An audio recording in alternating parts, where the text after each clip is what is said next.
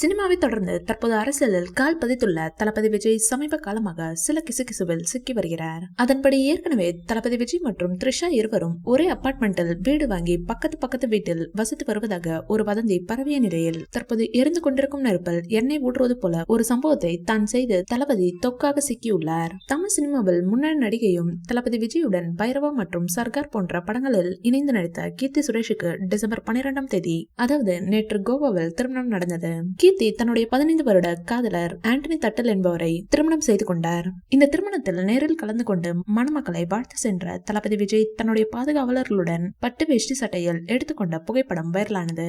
ஒரு தரப்பினர் இதனை தளபதி விஜய் தன்னுடைய தோழி மற்றும் சக நடிகை கீர்த்தி சுரேஷ் திருமணத்தில் நேரில் கலந்து கொள்ள சென்றதை சாதாரணமாக கடந்து சென்றாலும் இது அரசியல் விமர்சகர்கள் பக்கத்தில் விவாதமாக மாறியது.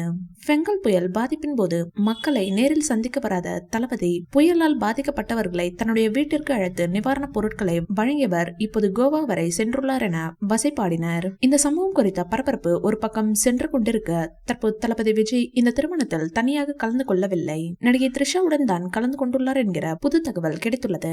கீர்த்தி சுரேஷின் திருமணத்தில் கலந்து கொள்ள த்ரிஷாவுடன் தனி விமானத்தில் சென்றுள்ளார் தளபதி. இருவரும் தனி விமானத்திலிருந்து இறங்கி காரில் ஏறும்போது எடுக்கப்பட்ட புகைப்படங்கள் தற்போது லீக்காக தொக்காக சிக்கிவிட்டார் தளபதி. இந்த வீடியோ பிடிச்சிருந்தா லைக் பண்ணுங்க, ஷேர் பண்ணுங்க. மேலும் விஜய் சார் பற்ற தகவல்களுக்கு எங்க சேனலை சப்ஸ்கிரைப் பண்ணுங்க.